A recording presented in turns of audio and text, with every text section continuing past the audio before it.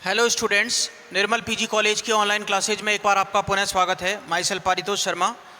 हम previous lecture के अंदर प्लांट पैथोलॉजी के पोर्शन को स्टार्ट कर चुके थे और प्लांट पैथोलॉजी के पोर्शन को स्टार्ट करने के बाद हमने ये देखा कि प्लांट्स के अंदर होने वाली कुछ अपसामान्यताएं पैथोजेंस के द्वारा क्रिएट होती हैं। सेकंड पॉइंट के अंतर्गत हमने पैथोजेंस को देखा, बैक्टीरिया, वायरस, माइकोप्लाज्मा, ठीक। इसके अलावा पैरासिटिक फ्लोवरिंग प्लांट्स और नीमेटोड्स, ठीक है ना, और फंजाई और एल्गी, ये हमारे प्लांट पैथोजेंस होते हैं जो पादपों के अंदर रोग उत्पन्न करते हैं। लेकिन तीसरे पॉइंट के अंतर्गत हमने ये देखा कि जनरली पादपों में जब बीमारियां उत्पन्न होती हैं, डिजीजेस क्रिएट्स होती हैं, तो उसमें कुछ हमको सामान्यताएं देखने को मिलती हैं कि कुछ जनरल कैरेक्टर्स देखने को मिलते हैं और उन जनरल कैरेक्टर्स को हम किस प्रकार से आइडेंटिफाई करें। तो उसके लिए हमने उसको दो भागों में बांट लिया कि परपोषी पादप के अंदर उत्पन्न होने बाह्य परपोषी पादप की आउटर सरफेस पर उत्पन्न होने वाले कैरेक्टर्स, और दूसरा हमने देखा कि परपोषी पादप में उत्पन्न होने वाले एनाटॉमिकल एंड मॉर्फोलॉजिकल चेंजेज। तो सेकंड पॉइंट हमारा चल रहा था मॉर्फोलॉजिकल एंड एनाटॉमिकल चेंजेज का, जिसमें हमने पहला पॉइंट देखा था हमने रंग परिवर्तन के बारे में। यानी कि जब परपोषी पादप में कोई रोगजनक प्रवेश करता है तो उससे उस पादप में येलोइशनेस आ जाती है, पीलापन आ जाता है, और उस पीलेपन का कारण या तो आयरन की कमी हो सकती है, या तो उस पीलेपन का कारण या तो आयरन की कमी हो सकती है या फिर निम्न तापक्रम हो सकता है। क्योंकि जैसे जब लो टेम्परेचर में पादप रहेगा तो उसके कारण क्या होगा, protochlorophyll does not change into chlorophyll, तो इस कारण से पादप में पीलापन आ सकता है। आयरन की कमी के कारण पीलापन आ सकता है, ठीक है ना। आयरन की कमी होगी तो आयरन हमारी प्लांट्स के अंदर होने वाली बायोकेमिकल रिएक्शंस का एक मेन कंपोनेंट्स होता है, ठीक। मैग्नीशियम की कमी के कारण पीलापन हो सकता है, ठीक। तो मैग्नीशियम हमारा क्लोरोफिल का मेन कंटेंट होता है। इसके अलावा एक हमने देखा कि रोगजनक के द्वारा भी ये उत्पन्न हो सकता है। तो रोग जनित पीलेपन को हम क्या कहते थे, हरिमाहीनता, क्लोरोसिस कहते थे, ठीक। दूसरा पॉइंट आया हमारा ऊतक क्षय या नेक्रोसिस। रोगजनक की क्रियाओं के फलस्वरूप पैथोजेंस की एक्टिविटी के कारण कभी कभी पैथोजेंस की एक्टिविटी के फलस्वरूप कंसिक्वेंटली परपोषी पादप जो होता है, होस्ट प्लांट है, उसकी लाइफ सेल्स, जीवित कोशिकाएं तथा ऊतकों की मृत्यु हो जाती है, जिसे हम ऊतक क्षय कहते हैं। जिसे हम क्या कहते हैं, ऊतक क्षय कहते हैं। यह निम्न प्रकार का होता है, ठीक है ना। अब ऊतक क्षय के जो कैरेक्टर्स हमको देखने को मिलते हैं उसमें पहला आता था स्पॉट्स, धब्बे बन जाते हैं। जब रोगजनक के द्वारा परपोषी पादप के केवल कुछ सीमित क्षेत्रों की कोशिकाएं नष्ट होती है, जब रोगजनक के द्वारा केवल परपोषी पादप के कुछ सीमित क्षेत्रों की कोशिकाएं नष्ट होती हैं तो ये धब्बों के रूप में प्रकट होते हैं और पौधों में अनेक प्रकार के पर्णचित्ती रोग उत्पन्न करते हैं। पौधों में अनेक प्रकार के पर्णचित्ती रोग उत्पन्न करते हैं, ठीक है ना। सेकंड पॉइंट आता है हमारा धारियाँ, स्ट्रिप्स, ठीक है ना। कुछ रोगों के लक्षण लंबी धारियों के रूप में प्रकट होते हैं, लंबी लॉन्ग स्ट्रिप्स के रूप में ये एपियर होते हैं और ये धारियाँ भूरे रंग की होती हैं। तो इसमें हमने देखा strip disease of barley example देखा। तीसरा पॉइंट था हमारा कैंकर। कैंकर का मतलब होता है कि काष्ठीय पौधों की छाल या फिर उनके तनों के बलकुट में उपस्थित जो मृत क्षेत्र होता है वह कैंकर कहलाता है। इसका सबसे फेमस एग्जाम्पल है सिट्रस कैंकर डिजीज, ठीक है ना, नींबू कुल में होने वाला सिट्रस कैंकर रोग, और इसका रोगजनक होता है एक बैक्टीरिया जैंथोमोनास सिट्राई, जिसके बारे में हम आगे डिटेल में देखेंगे। अब इसके बाद चौथा कैरेक्टर आता है हमारा अंगमारी ब्लाइट।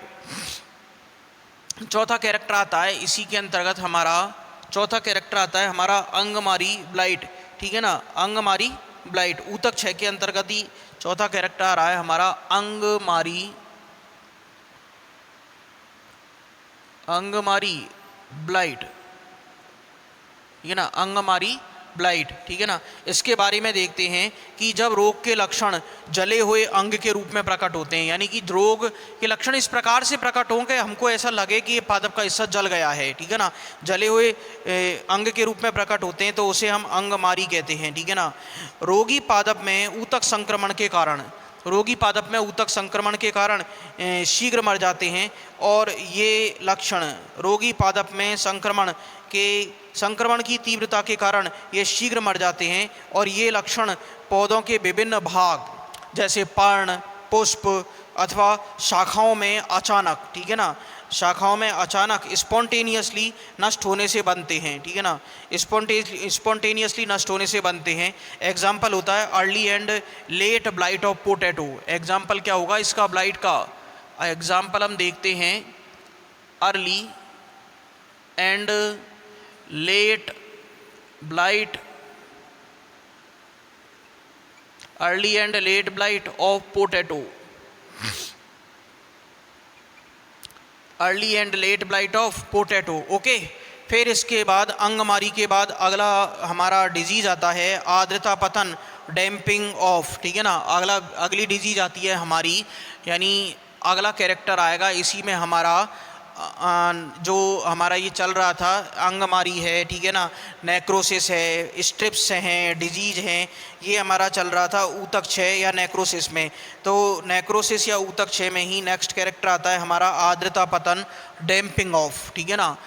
इसी के अंतर्गत एक नेक्स्ट कैरेक्टर आता है हमारा आर्द्रता पतन, जिसे हम इंग्लिश में कहते हैं डैम्पिंग ऑफ, डैम्पिंग ऑफ, आर्द्रता पतन या डैम्पिंग ऑफ, ठीक है ना। ओके, तो इसमें हम देखते हैं कि इस रोग का आक्रमण नवोद्भिद पादप न्यू सीडलिंग प्लांट के स्तंभ के आधारी भाग में होता है, ठीक है ना। इस रोग का जो इन्फेक्शन होगा, इस रोग का जो अटैक होगा वह यंग सीडलिंग प्लांट के आधारी भाग में होता है, जिससे कि तना कमज़ोर हो जाता है, जिससे हमारा जो स्टेम होगा वो कैसा हो जाएगा, कमज़ोर हो जाता है तथा वह भूमि पर गिर जाता है। तना कमज़ोर होगा तो वो भूमि पर गिर जाएगा। और इसका एग्जाम्पल होता है डैम्पिंग ऑफ वेजिटेबल्स, ठीक है ना। सब्जियों में जनरली ऐसा देखने को मिलता है। एग्जाम्पल क्या होगा इसका? Damping off vegetables, damping off vegetables, damping off vegetables. Okay, अब इसके बाद हम देखते हैं कि तीसरा पॉइंट आता है हमारा अतिवृद्धि। तीसरा पॉइंट आता है हमारा अतिवृद्धि। ओके, तीसरा पॉइंट आता है हमारा अतिवृद्धि। तो अतिवृद्धि में हम देखते हैं कि नेक्रोसिस के बाद नेक्स्ट पॉइंट आएगा हमारा अतिवृद्धि। नेक्रोसिस में हमने कई कैरेक्टर्स देखे, जैसे स्पॉट्स हैं, स्ट्रिप्स हैं, ठीक है ना।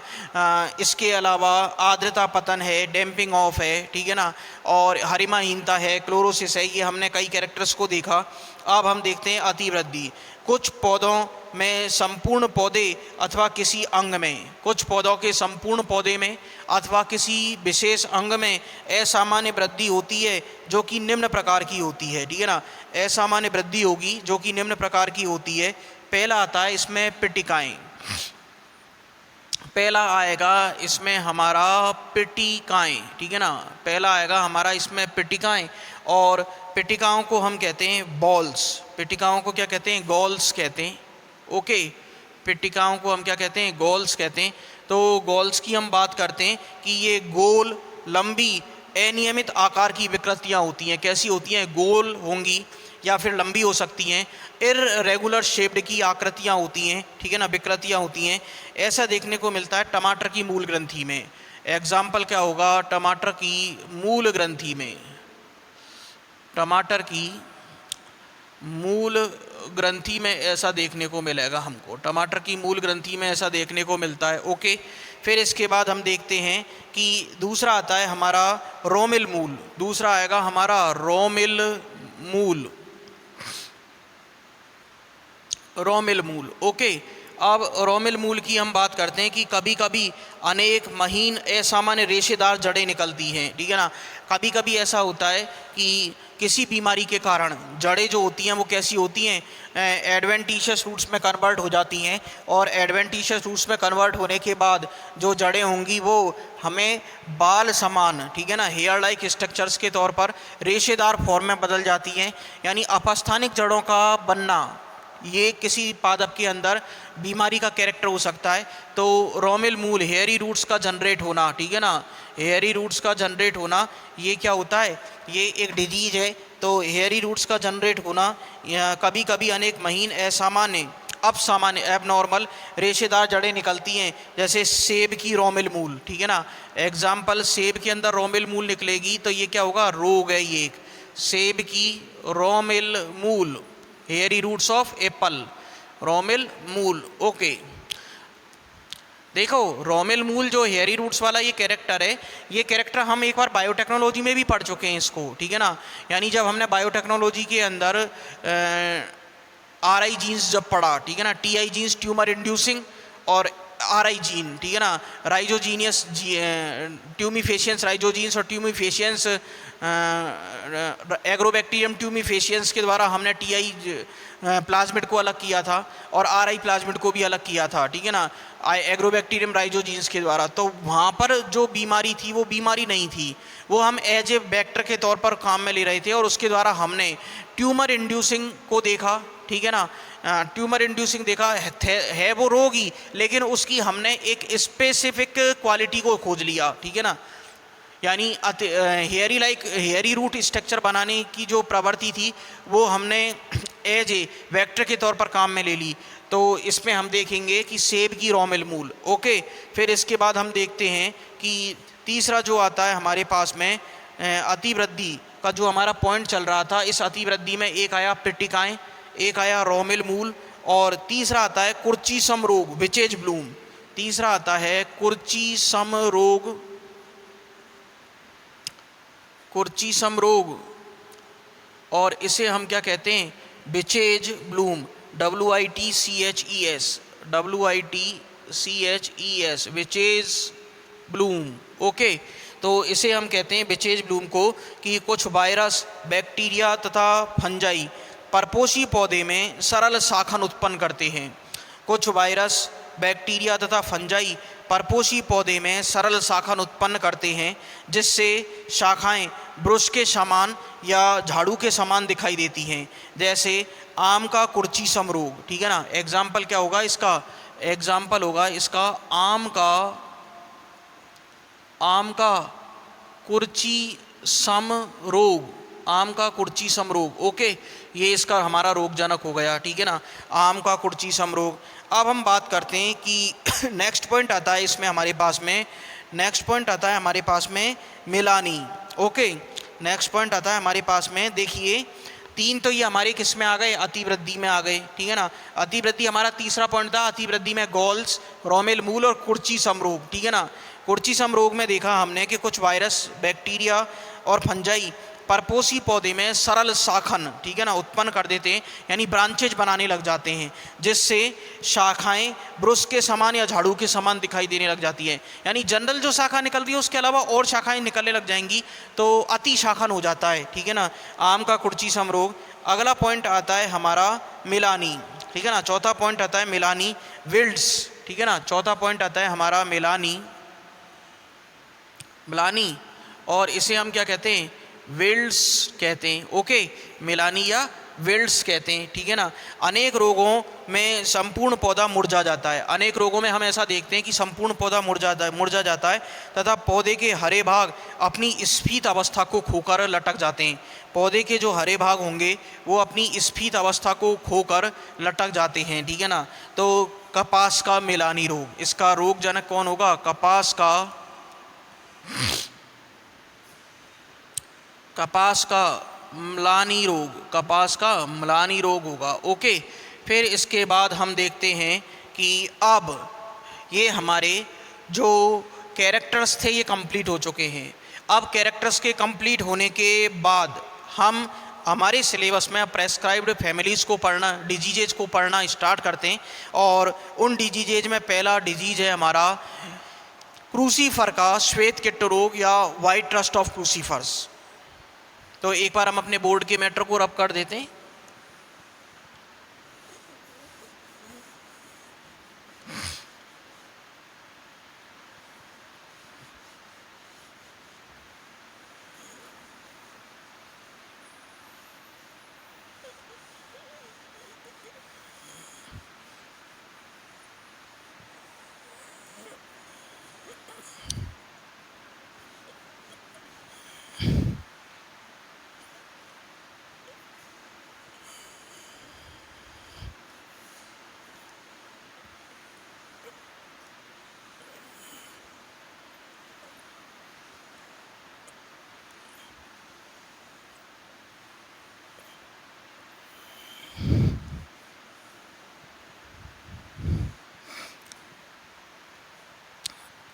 तो देखते हैं पहला जो डिजीज है हमारा क्रूसीफरों का श्वेत कीट रोग। पहली डिजीज स्टार्ट करते हैं क्रूसीफरों का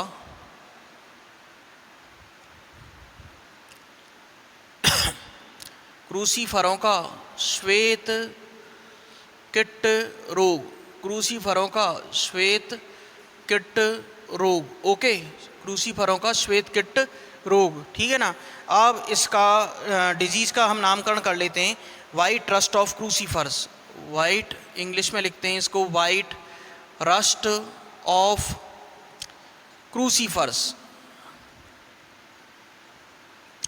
white rust of crucifers. Okay, white rust of crucifers, ठीक है ना।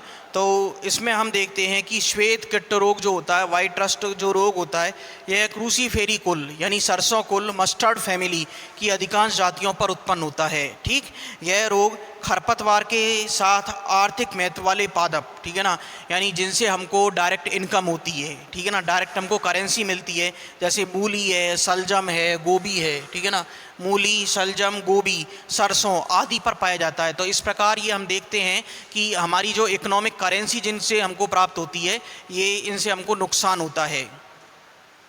Okay,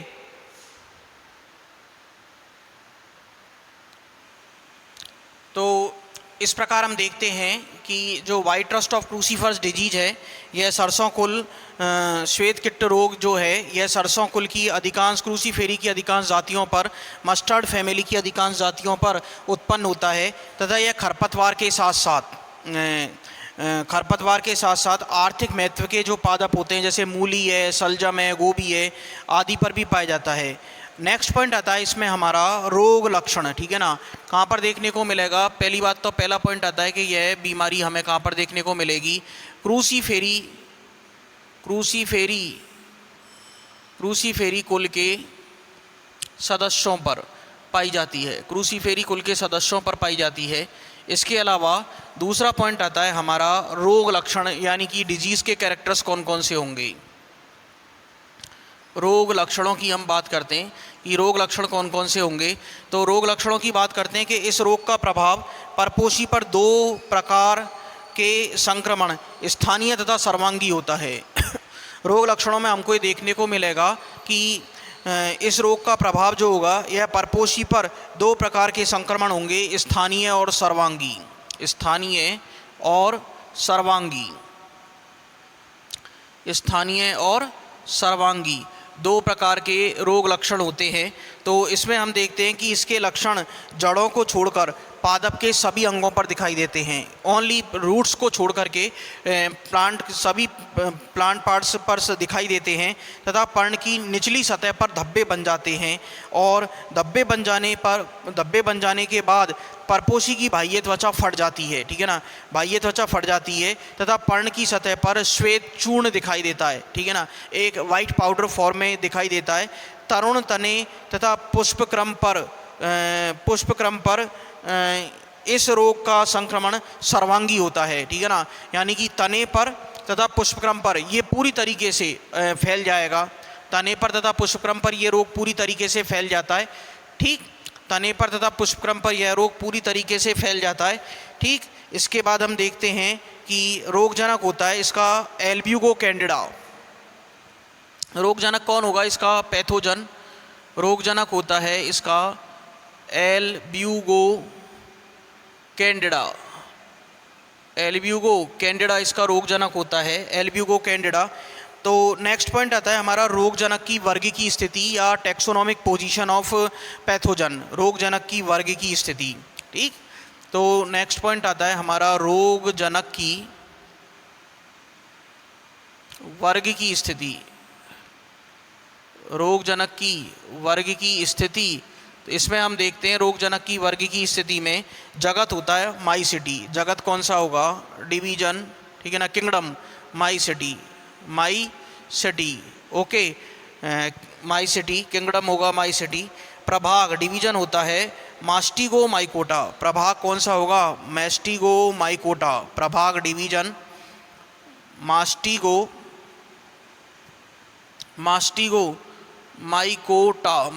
mycota. ओके, फिर इसके बाद सब डिवीज़न आता है डिप्लोमास्टिगो माइकोटेना, ठीक है ना। सब डिवीज़न उप प्रभाग, सब डिवीज़न उप प्रभाग आएगा हमारा डिप्लोमास्टिगो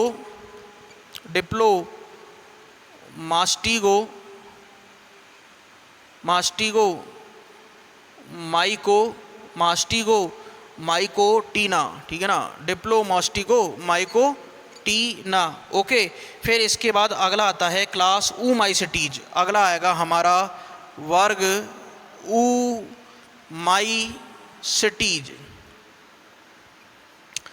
ऊमाइसिटीज, ठीक है ना। ऊमाइसिटीज। गण आएगा हमारा पेरेनोस्पोरेलीज। ऑर्डर आता है हमारा पेरेनोस्पोरेलीज, ठीक है ना। ऑर्डर आएगा हमारा पेरेनोस्पोरेलीज, ओके। फिर इसके बाद हम नेक्स्ट पॉइंट देखते हैं कि एक बात और समझ लीजिए, आपकी हमारे जो सिलेबस में डिजीजेस दी गई है, इनमें एक वायरल डिजीज है, एक बैक्टीरियल डिजीज है, ठीक है ना। तीसरी एक माइकोप्लाज्मल डिजीज है और 4 फंगल डिजीज हैं, ठीक है ना। 4 हमारे यहाँ पर फंगल डिजीज है। तो इस प्रकार 4 और 3 7 टोटल हमारी सिलेबस में बीमारियाँ हैं, ठीक। कुल आता है एल्ब्यूजिनेसी, ठीक है ना। फैमिली कौन सी आएगी? कुल एल्ब्यूजिनेसी। फैमिली कौन सी होगी?